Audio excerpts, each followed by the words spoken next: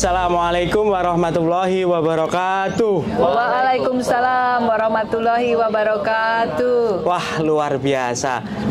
Selamat siang Ibu. Selamat siang Mas Dani. Apa kabar? Alhamdulillah sehat. Selamat siang teman saya yang luar biasa nih, Mas Marioto. Ya, sehat? Alhamdulillah. Nah, ini paling ujung kiri nih, teman saya yang paling murah senyum dari Riau. Silahkan Mas Ade, selamat siang. Bagaimana kabarnya? Assalamualaikum, alhamdulillah sehat, luar biasa. Gimana Mas Ade di acara Saresian 2 hari ini? Alhamdulillah luar biasa Saresian kita hari ini. Apalagi hari ini kita didampingin oleh Ibu Kapus nih, suatu yang luar biasa buat kita. Siap. Wah, Mas Ade nih, sebelum kita mulai nih, saya mau tanya dulu ke Mas Ade karena paling menarik nih Mas Ade. Orang paling murah senyum nih. Meskipun kayak apapun beliau selalu senyum. Mas Ade, acara Saresian 2 hari ini menurut Mas Ade apa yang membuat Mas Ade paling berkesan? Oh, oke. Mau pinjem mic ya Mas, biar didengar sama semua orang ya, boleh lah. Oke. Terima kasih Mas Dani. Saya Diputra Daulay dari Kota Pekanbaru, Provinsi Riau. Ini menarik pertanyaan Mas Dani ini. Apa hal yang paling menarik? Nah, jadi mulai dari hari kemarin sampai hari ini kita sudah mengikuti kegiatan Sarasehan Petani Milenial. Yang paling menarik itu adalah dari sisi silaturahminya. Nah, silaturahmi antara petani milenial yang ada di seluruh Indonesia yang hari ini hadir lebih kurang 600 orang. Khususnya dari wilayah Indonesia bagian barat ya Bu Kapus ya. Nah, jadi kenapa saya bilang dari silaturahmi ini? Karena dari silaturahmi ini salah satu membuka pintu rezeki. Nah, kenapa? Karena seperti dari teman-teman petani milenial yang dari Sumatera Barat, ini sentra produksi, bertemu dengan teman-teman dari mungkin Provinsi Riau. Nah, Provinsi Riau ini adalah daerah konsumtif Bu Kapus. Nah, produksinya sangat minus, jadi sehingga terjadilah bisnis matching. Nah, jadi akhirnya ada pertemuan antara produsen dan konsumen. Jadi kita apresiasi luar biasa, terima kasih yang tak terhingga kepada Kementerian Pertanian, khususnya BPSDM, Ibu Kapus yang telah membina kita bagaimana mempertemukan kita di kegiatan ini. Mudah-mudahan petani milenial ke depan makin melejit, omset makin naik, produksi sama-sama kita tingkatkan. Amin. Oke, terima kasih nih Mas Ade atas testimoni dari acara Saresian Petani Milenial tahun 2022. Nah, sekarang saya pengen tahu nih, kesan yang didapat dari Mas Marioto ketika kemudian datang ke acara ini bagaimana Mas? Selama ya sudah kurang lebih 2 hari inilah. Ya, kesannya terima kasih Mas Dani. Kesannya selama 2 hari ini ya tentunya luar biasa sekali, karena memang saya sendiri itu perwakilan dari Kalimantan Tengah ya, tentunya sangat mengapresiasi sekali bahwasanya kegiatan-kegiatan yang seperti ini itu jarang sekali kita rasakan di Kalimantan Tengah tuh. Nah, tentunya ini adalah hal yang luar biasa untuk saya secara pribadi. Tentunya nantinya juga saya tentunya bisa menyampaikan ke teman-teman nih di Kalimantan bahwasanya kegiatan pertanian itu tidak hanya ada kita itu hanya di lapangan saja, tapi kegiatan-kegiatan itu cukup luas. Tentunya seperti yang kita lihat Mas Dani di sini, banyak sekali produk-produk dari pertanian nih kumpul jadi satu yang udah dikemas secantik mungkin gitu kan. Nah, jadi ya kesannya itu buat saya sendiri itu serasa petani ini keren sekali gitu. Betul. Keren. Jadi jangan pernah takut kita itu menjadi petani. Bahwasanya petani itu tidak selamanya ya, memang kalau dikatakan kotor Mas. Tapi kita bisa lihat nih petani-petani di sini ternyata apa? Mungkin di rumah kita kotor, tapi kita ada kalanya juga sekarang kita bisa duduk bersama bersilaturahmi, dan sekarang nggak ada nih yang kata-kata kotor itu. Ternyata kita juga keren gitu loh. Nah, berani kotor itu keren sekali. Iya, betul. Keren. Iya, karena kotor itu menghasilkan cuan gitu. Oke, kasih. Oke, terima kasih Mas Marioto. Nah, ini terakhir. Mohon maaf nih. Kemudian pertanyaan kami ke Bu Kapus, ke Bu Ida. Bu, karena kemudian hari ini itu kalau kita melihat ternyata antusias anak muda, antusias petani milenial, penyuluh, Gapoktan, P4S itu ternyata di pertanian semakin lama itu semakin baik. Semakin lama semakin keren. Semakin lama antusias teman-teman untuk terjun di sektor pertanian itu semakin luar biasa dan tidak terbendung lagi hari ini karena anak muda sudah menganggap ini sebagai hal yang keren. Nah, bagaimana kemudian tanggapan Bu Ida selaku Kapusdik melihat fenomena ini ke depan dan kemudian seperti apa sih Bu langkah Kapusdik yang kemudian karena sudah banyak petani milenial, sudah banyak anak muda yang mau terjun di pertanian, cantik-cantik kayak Teh Nurul tadi, kayak Ibu, terus kemudian cakep kayak Mas Marioto, kayak Bang Ade lah.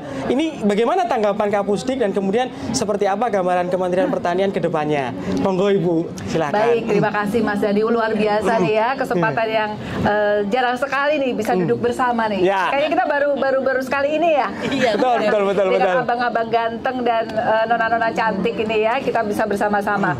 Oke, jadi tentu saja dari Kementerian Pertanian ingin sekali ya bahwa kegiatan-kegiatan untuk bisa memfasilitasi para petani milenial, kemudian juga petani penyuluh, kemudian P4S di seluruh Indonesia ini bisa dilaksanakan ya, sehingga tentu saja upaya-upaya terus kita lakukan. Saat ini betul Mas Dani ya, jadi selama 2-3 tahun ini ya kita sudah mendorong petani milenial ya dengan berbagai macam kegiatan, berbagai macam acara dan fasilitasi begitu ya. Dari dulu kurang lebih 20% ya petani milenial ini ada ya dibandingkan dengan petani pada umumnya ya secara umum. Jadi petani milenial jumlahnya 20% dan total petani Indonesia. Sekarang sudah meningkat rekan-rekan semua ya dengan 2 atau 3 tahun kita mencoba mengkoordinasikan menjadi sekitar 30%. Ini luar biasa. Tepuk tangan dong buat usaha kita bareng-bareng. Oke, artinya penambahan yang signifikan ini tentu saja menjawab tantangan regenerasi petani. Ya, dan tentu saja kita berharap beberapa waktu yang lalu ada alarm dari BPS ya yang menyatakan bahwa pada tahun 2064 ketika tidak ada kegiatan-kegiatan yang sifatnya strategis untuk menjawab tantangan regenerasi petani, maka petani akan habis.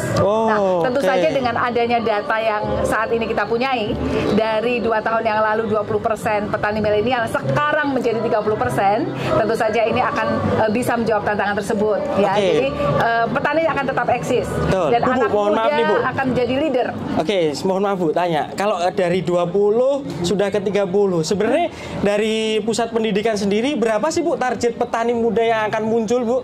Nah, itu kira-kira berapa persen? Atau kalau dari 20 sekarang kan sudah ke 30%. Nah, mohon maaf, ke depan berapa targetan yang akan dicapai atau yang ingin dicapai oleh pusat pendidikan sendiri Bu, kalau boleh tahu? Monggo. Oke, baik Mas Dani. Jadi kita ingin memanfaatkan bonus demografi. Ya, kita semua paham bahwa sekitar 2030-an kita akan ada bonus demografi di mana memang usia penduduk di dunia ini akan didominasi oleh usia pekerja. Nah, itu yang ingin kita ambil agar anak-anak muda yang sedang pada bonus demografi tersebut bisa lari ke sektor pertanian ya. Sebetulnya kita tidak perlu mentargetkan 100% harus anak-anak muda, tidak. Cukup 50% saja atau bahkan sekarang pun 30% anak muda bekerja di sektor pertanian ini sudah cukup bagus. Kenapa? Karena anak-anak muda jika bekerja di sektor pertanian ini lebih adaptif, lebih produktif. Ngerasa nggak? Ngerasa banget Bu, ngerasa banget. Karena kita salah satu dari 30% itu mungkin ya. Iya. Jadi ketika memang anak-anak muda ini nanti bisa masuk ke kelompok-kelompok tani, bisa kemudian menjadi leader-leader di pertanian.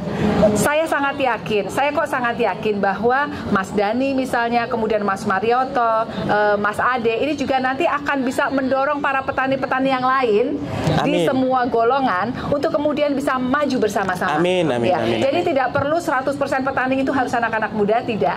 Tapi dengan 50% atau 30% yang ada saat ini, tapi kemudian menjadi virus positif, beresonansi, mendorong untuk kemudian semua petani di Indonesia bisa lebih produktif, itu sudah sangat bagus. Karena adaptif, kemudian juga reaktif, ya. Kemudian harapannya juga petani muda ini mau mengambil resiko, begitu ya. Iya nggak sih? Iyalah, karena kita kan suka tantangan ya, anak muda itu suka tantangan. Oke, nah itu yang kita harapkan, sehingga dengan 30%, apalagi nanti 50%, insya Allah maka pertanian di Indonesia akan lebih maju lagi. Amin. Penggunaan industri teknologi 4.0 misalnya, itu tentu saja adik-adik semua sangat adaptif atau lebih adaptif, ya. Kemudian juga penggunaan gadget dalam semua sisi, ya, baik itu dari sisi hulu, kemudian juga packaging, bahkan sisi hilir atau pemasaran, itu tentu saja harus kita dorong untuk kemudian bisa lebih menarik rekan-rekan muda yang lain bekerja di sektor pertanian. Gitu, Mas Oke, Dani. siap. Nah, nih Bu, karena tadi udah dijelaskan lumayan banyak dan keren nih jawabannya. Nah, pertanyaannya, setelah ini Bu, anak muda ini secara teknis akan diarahkan kemana Bu? Artinya, karena kan kebanyakan kita hari ini sudah tergabung nih di sektor pertanian, dan kemudian mungkin sudah minat di sektor pertanian, tetapi kadang-kadang kita mau ngapain ya? Apakah cuman mau jadi penonton atau mau apalah? Kira-kira dari pusat pendidikan setelah dididik, dia nanti akan diarahkan ke sektor mana atau kemudian mau ngapain Bu? Gitu, kalau boleh tahu. Oke, nah ini juga sekaligus menjawab ini ya Mas Dani, ya, tujuan besar dari kita melaksanakan sarasehan petani milenial saat ini. Tadi Mas Ade, Mas Marioto sudah menyampaikan bahwa berjejaring, gitu ya, berjejaring, oke, keren. Dan kemudian juga tentu saja bisa mengembangkan suatu klaster komoditas, suatu korporasi petani, ya. Karena tentu saja ini filosofi yang harus dimiliki oleh para milenial, ya, yang namanya berusaha di bidang pertanian atau usaha apapun tidak boleh stuck, tidak boleh selalu skala usahanya sama, tidak boleh tetap kecil, tapi harus terus berkembang. Oke, sepakat. Jadi sepakat ya. Jadi memang dalam suatu rantai komoditas atau supply chain komoditas, misalnya domba, atau kemudian juga sayur-sayuran, ya, masing-masing punya peran, ya. Apakah dia sebagai penghasil di bagian hulu, apakah dia sebagai off-taker di bagian packaging, atau kemudian juga sebagai pemasar. Masing-masing punya peran di situ. Nah, disitulah anak-anak muda atau petani milenial ini kita petakan dalam suatu klaster komoditas tersebut. Dia harus punya peran di situ, apapun perannya. Tidak harus selalu besar, tapi kemudian juga bisa mengisi kekosongan-kekosongan di dalam rantai nilai. Nah, ketika yang kecil ini kemudian berkembang menjadi besar, yang sudah di tengah-tengah seperti Mas Dani, Mas Marioto, dan kemudian Mas Ade, ini juga harus lebih besar lagi. Ya kan? Nggak mungkin yang kecil jadi besar, yang di tengah-tengah kemudian tidak berkembang. Nah, itu. Jadi harus berkembang bareng-bareng ya, Bu. Nah, itu sepakat. Keren. Semangatnya. Oke, mungkin nih saya boleh bergeser ke Bang Ade, karena Bang Ade adalah salah satu kepala di BUMD ya Bang ya. Kepala di BUMD terkait dengan bidang pertanian di Riau. Nah, kira-kira Bang, tantangannya untuk kemudian meresonansi ini semua seperti apa? Karena saya tahu bahwa Bang Ade itu kan salah satu orang yang menurut saya keren, jadi panutan saya. Karena bagaimana Bang Ade bisa mengendalikan ekosistem baik dari sisi usaha, ekosistem dari sisi sumber daya manusia, dan itu berjalan semuanya. Nah, tantangannya sebenarnya di mana Bang? Dan kemudian triknya bagaimana? Itu mohon dijelaskan ke teman-teman biar kita punya inspirasi lah. Oke, terima kasih Mas Dani. Izin Bu Gapus. Silakan. Oke, yang kita lakukan bersama teman-teman petani milenial yang ada di Pekanbaru Provinsi Riau tentunya tidak jauh dari arahan dari Kementerian Pertanian. Yang pertama yang perlu kita perhatikan adalah SDM-nya, sumber daya manusia. Kenapa? Memang pada hari ini kita masih mengalami trouble, mengalami kendala dalam rangka untuk melakukan resonansi, Bu ya. Resonansi mengajak para generasi muda menjadi pelaku usaha di sektor pertanian. Nah, jadi flashback ke belakang, masalah kita di sektor pertanian ini adalah itu di masalah pemasarannya, di masalah hilirnya, kawan-kawan. Nah, ketika satu orang petani kita minta untuk meningkatkan produksi, saya pikir ini tidak akan menjadi kendala yang begitu besar. Tetapi ketika satu orang petani sudah mampu memproduksi satu hasil petani yang lebih, maka ini akan mengalami masalah di pemasaran. Seperti tadi ada ibu kita dari Pariaman, Sumatera Barat bertanya. Kalau sekarang para petani itu contohnya komoditi cabai, Bu. Nah, sekarang lagi mahal. Ini petani pasti adem-adem ayam aja, Bu. Pada diam semua, pada senyum-senyum. Jadi gitu kan? rasanya pedas, harganya pedas. Harganya pedas. Nah ini kalau pas ini harga cabai lagi mahal. Nah, cuman petani kita akan teriak-teriak ketika harga cabai sudah anjlok. Sudah anjlok, ini pasti teriak-teriak. Nah, disinilah sebuah tantangan dan strategi yang kita lakukan. Jadi yang pertama, di Petani Muda Riau di bawah binaan Kementerian Pertanian melalui Duta Petani Milenial dan Duta Petani Andalan dan juga sebagai Young Ambassador program YES, kita melakukan usaha pertanian itu yang terintegrasi dari hulu sampai ke hilirnya. Nah, yang paling menarik Bu Kapus, kita memulai usaha ini bukan dari hulunya, tetapi kita mulai dari hilirnya. Nah, sebagai antisipasi ketika kita nanti sudah mampu memproduksi, kita tidak mengalami permasalahan di marketing ataupun di pemasaran. Salah satu yang kita lakukan adalah kita melakukan jejaring pemasaran di seluruh kelurahan sekota Pekanbaru. Ini kita bekerja sama dengan Badan Usaha Milik Daerah Kota Pekanbaru yang khusus bergerak di bidang pangan, Bu. Oke, tepuk tangan nih buat Bang Ade. Ternyata bisa sampai segitunya ya. Karena kebetulan saya diurutnya, Bu. Nah ini jadi semua sudah menjadi simbiosis mutualisme. Nah, jadi sesuai arahan Bapak Gubernur Riau dan Bapak Wali Kota Pekanbaru, kita nge-branding namanya Rumah Pangan Madani. Nah, jadi Rumah Pangan Madani ini Bu Kapus konsepnya sama seperti yang sekarang yang warna hijau, kuning, merah, biru yang begitu sama. Cuman kita brand namanya Rumah Pangan Madani, kita bangun di seluruh kelurahan sekota Pekanbaru yang ada di 83 kelurahan. 83 kelurahan dan sekarang kita sudah launching di 85 titik. Nah, jadi ini menjadi sebuah jejaring pemasaran untuk hasil-hasil pertanian, petani-petani milenial dan juga petani andalan kita yang ada di Pekanbaru dan Provinsi Riau. Nah, jadi kita sebagai yang ambasador Duta Petani Milenial bagaimana mengajak, mengedukasi semua generasi muda untuk terjun menjadi seorang pelaku usaha di sektor pertanian. Oleh pemerintah menjamin untuk ada ketersediaan pasar, melalui Kementerian Pertanian didorong untuk permodalan dari kredit usaha rakyat. Nah, ini semua kita rakit, kita ramu menjadi satu kesatuan sehingga terjadilah pertanian yang terintegrasi dari hulu sampai ke hilir. Itu yang pertama, kita bangun jejaring pemasaran. Yang kedua, ini Bu Kapus izin, di Pekanbaru Riau itu penyebab inflasi nomor 1 itu disebabkan oleh cabai. Nah, oleh cabai. Nasional juga sekarang inflasi. Pedes banget. Nah, jadi ini menjadi sebuah tantangan plus menjadi sebuah peluang. Nah, kalau Pak Kaban sampaikan kita harus menggenjot produktivitas cabai. Nah, kenapa? Di samping untuk membantu pemerintah sebagai duta kementerian, kita membantu dalam rangka pengendalian inflasi daerah, kita juga membuka peluang usaha yang sangat prospek di komoditi cabai ini. Nah, masuk lagi ke pemerintah tadi, pemerintah beli nih semua harga, semua cabai yang diproduksi oleh petani kita dan oleh BUMD Pangan Kota Pekanbaru, Bu, melakukan operasi pasar. Nah, jadi ketika di pasar hari ini harga cabai 100.000, Kota Pekanbaru menjual hanya 65.000 sampai 70.000 per kilogram.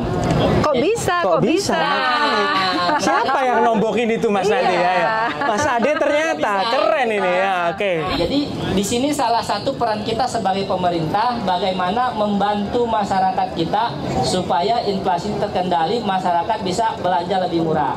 Nah, jadi oleh pemerintah Kota Pekanbaru, Ibu, itu melakukan subsidi. Nah, jadi 30.000 selisih tadi itu akan dibayar oleh pemerintah Kota Pekanbaru. Oke. Nah, disubsidi. Nah, jadi sehingga petani kita beruntung, masyarakat juga untung. Nah, ini slogan kita, petani untung, masyarakat beruntung. Ini dari sisi ketika harga cabai mahal. Nah, yang sisi satu lagi ketika harga cabai murah. Nah, ini masalah juga, Bu. Petani kita pasti teriak-teriak. Teriak. Nah, kok murah, ini kami harga biaya produksi di atas biaya produksi kita tinggi sehingga harga jual hanya di bawah harga pasar. Nah, jadi kita selaku yang ambasador juga sebagai duta petani milenial membantu pemerintah, membantu petani juga. Kita akan membeli cabainya petani di atas biaya produksi mereka. Oh, luar biasa. Berarti sudah ada harga terendah. Agak terendah. Contoh, kalau di Riau itu produksi 1 kilo itu kita membutuhkan biaya itu 10.000, Bu. 10.000. Ya. Nah, ketika harga cabai di tingkat petani di bawah 10.000, maka kita wajib membeli di atas 10.000. Di atas 10.000. Nah, lantas ini mau kita kemanakan? Nah, alhamdulillah kita bekerja tidak sendiri, kita super tim, kita kolaborasi bersama Bank Indonesia. Nah, oleh Bank Indonesia memberikan hibah kepada kita itu cold storage untuk penyimpanan cabai kapasitas 10 ton bisa tahan sampai 2 bulan, Bu. Mantap, 2 mantap. bulan. Nah, ini alatnya ini kalau beli itu lebih kurang 1 miliar, Bu. 1 miliar dihibah oleh Bank Indonesia. Oke. Jadi ketika kondisi ini terjadi, kita beli ke petani di atas biaya produksi dia sehingga petani kita terhindar dari kerugian. Kita simpan dulu di cold storage kita tadi. Ketika harga mulai beranjak naik, baru kita keluarkan lagi ke pasar. Ketika kondisi kredit harga tidak bergerak, tidak naik, maka kita sudah melakukan kerjasama dengan Lab Teknologi Pasca Panen UIN Universitas Islam Negeri Sultan Syarif Qasim Riau dan Lab Teknologi Pasca Panen Universitas Riau. Kita sedang meramu sebuah teknologi bagaimana menghasilkan cabai dalam kemasan yang benar-benar cabai, bukan saus. Nah, jadi sehingga ini bisa menjadi subsidi silang, inovasi. Nggak diformalin kan, Bang? Bukan. Nah, makanya kita libatkan universitas dan juga cabai dalam bentuk kering. Nah, ini menjadi sebuah solusi. Nah, ini yang menjadi menarik buat kita.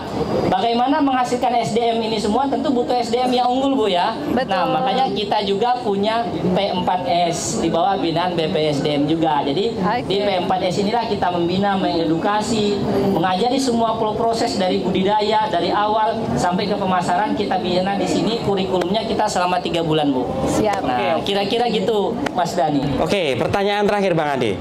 Butuh waktu berapa lama untuk membangun sistem yang seperti ini? Nah, ini menarik sekali, butuh waktu berapa lama.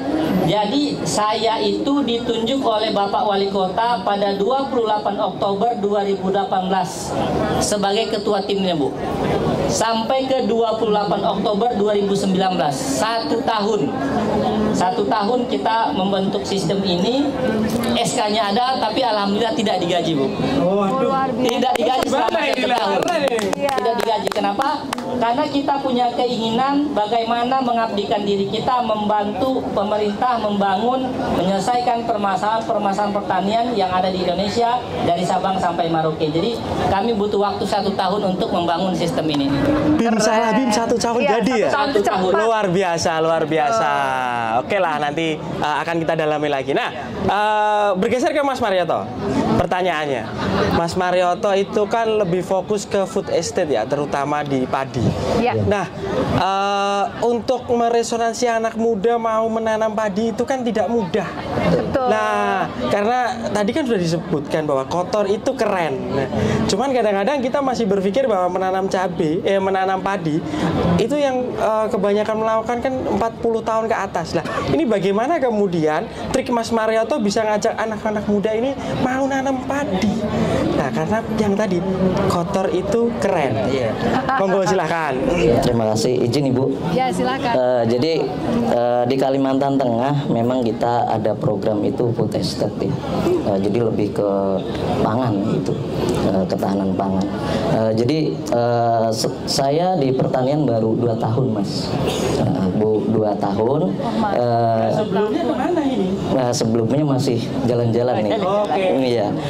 Jadi 2 tahun itu kebetulan saya itu belum terjun langsung.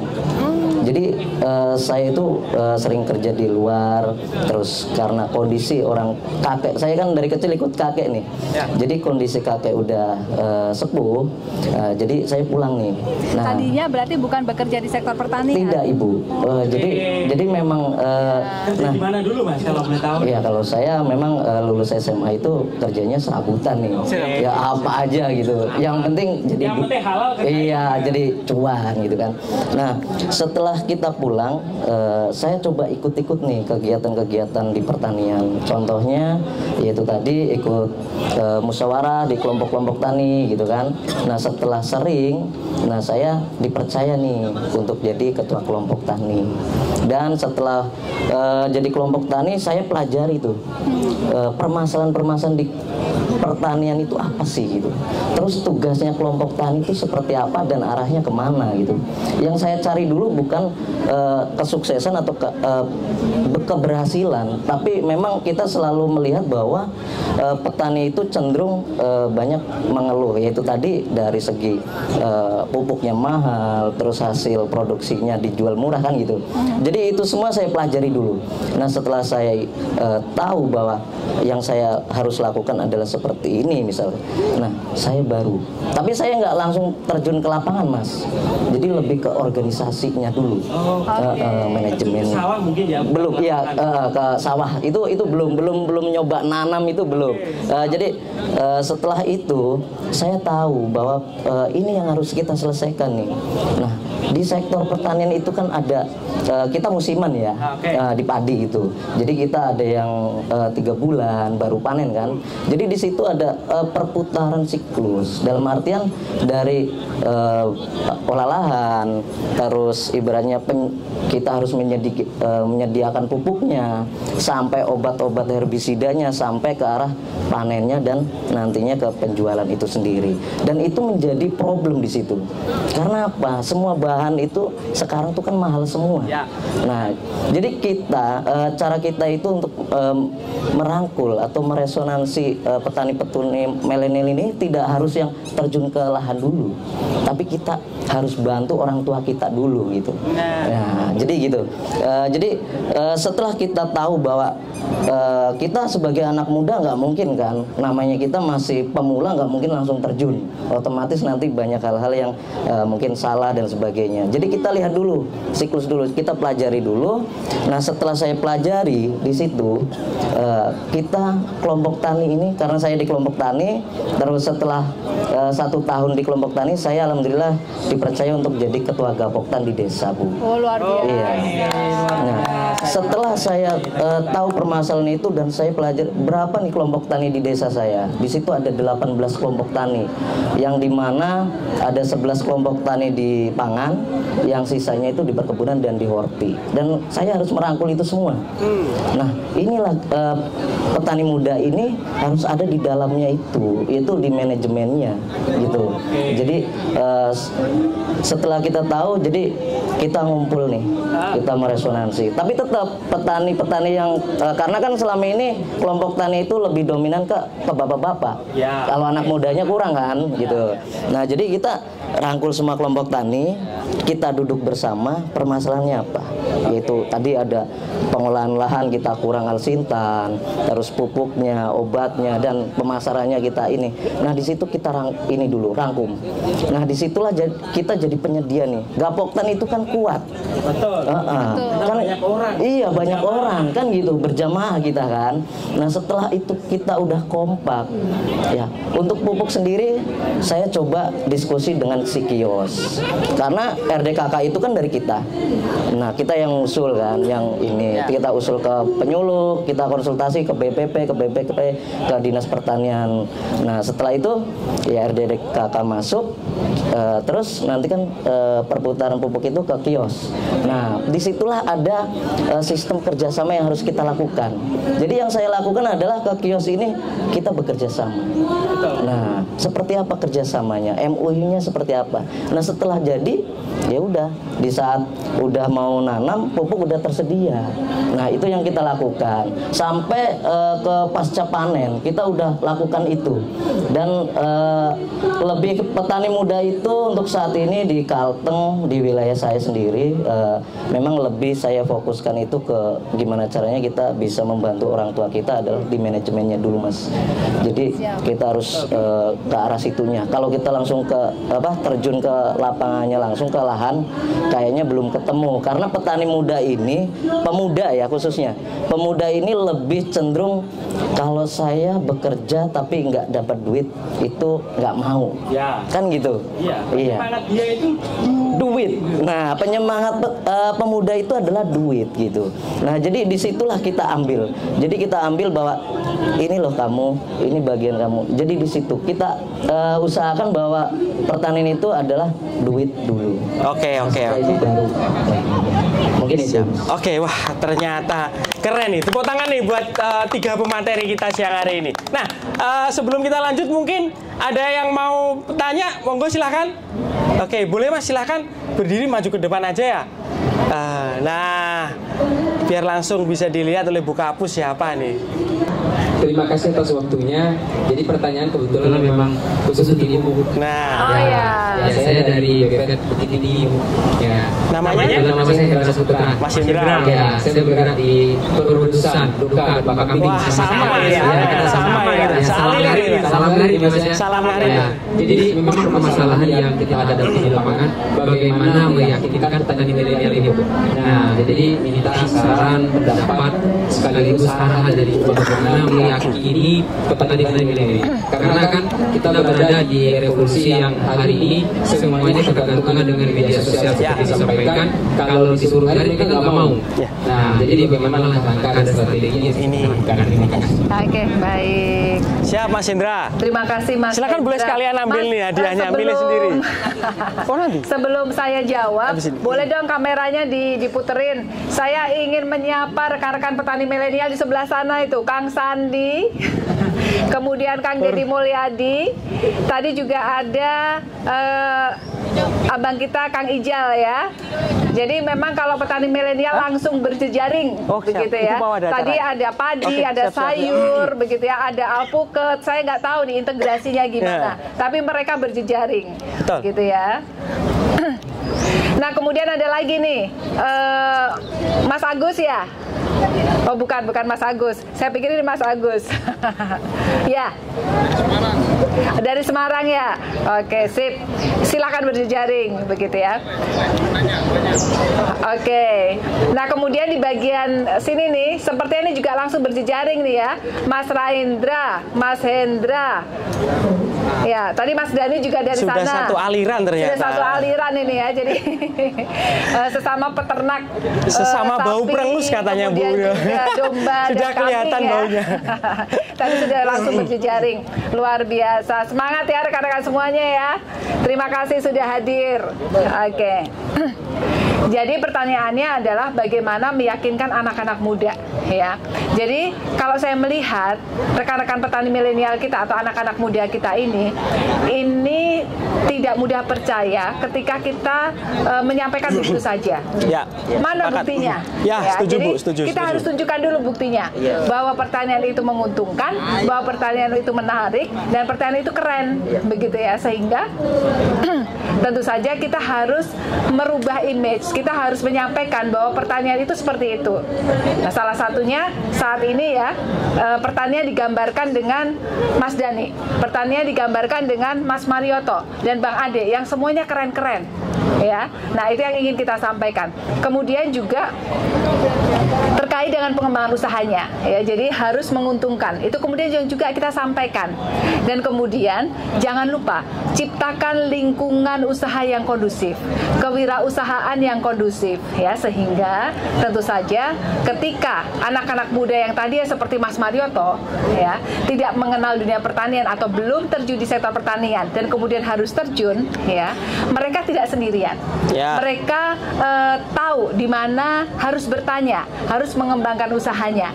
Begitu ya Mas Hendra ya. Mudah-mudahan menjawab juga. Nah, saya juga ingin nih menyapa para pendamping petani milenial. Ada Pak Acep di sana ya. Halo Pak Acep. Oh, mungkin nggak terdengar sampai ke sana ya. Oh, terdengar. Ada Pak Kisman juga nih di sana ya. Oke. Boleh dekat-dekat ya nanti ya. Oke, ini adalah para pendamping petani milenial. Luar biasa Mas Dani. Oke. Siap Bu, terima kasih. Menjawab ya. Oke. Ya, mungkin itu mohon maaf nih karena mungkin Ibu mau ada agenda lain ya. Tanpa mengurangi rasa hormat, nanti diskusi masih kita lanjutkan untuk beberapa pertanyaan. Cuman karena Ibu Kapus, Bu Ida masih ada acara selanjutnya, tanpa mengurangi rasa hormat, jika Ibu ingin meninggalkan tempat, tidak apa-apa Bu. Gitu. Oke, baik. Terima kasih Bu. Salam petani milenial. Nah, ternyata cuaca hari ini kita kedatangan berkah. Jadi untuk mempersingkat waktu dan kemudian lebih efisien, saya boleh nih dapat closing statement dari Mas Marioto dan Mas Ade. Monggo dari Mas Marioto dulu closing statementnya. Oke, terima kasih Mas Dani. Singkat, padat dan jelas ya Mas, sebelum berkahnya datang dengan lebat. Iya, siap. Tentunya untuk semua petani di seluruh Indonesia dan juga yang ada di kegiatan hari ini, tentunya kita harus tahu bahwa kita jangan pernah melihat seseorang itu dari kesuksesannya, tapi lihatlah dari perjuangannya. Karena apa? Kita nggak mungkin akan sukses kalau kita hanya melihat orang itu dari kesuksesannya aja, tapi harus pandanglah perjuangannya mereka dulu, baru kita jalan. Mungkin itu Mas. Siap, wah ternyata keren ini. Jadi kita harus sukses bareng-bareng. Iya. Sukses berjamaah. Oke, silakan closing statement dari Bang Ade. Oke, terima kasih Mas Dani. Closing statement dari saya singkat, padat, dan jelas itu berbuat tidak sempurna lebih baik daripada diam dalam kesempurnaan. Itu aja. Terima kasih. Assalamualaikum warahmatullahi wabarakatuh. Waalaikumsalam warahmatullahi wabarakatuh. Mungkin kita akhiri sesi kedua pada sore hari ini. Sudah lengkap karena berkahnya sudah tiba. Saya selaku pembawa acara, jika ada kurang lebihnya mohon maaf. Assalamualaikum warahmatullahi wabarakatuh. Waalaikumsalam warahmatullahi wabarakatuh.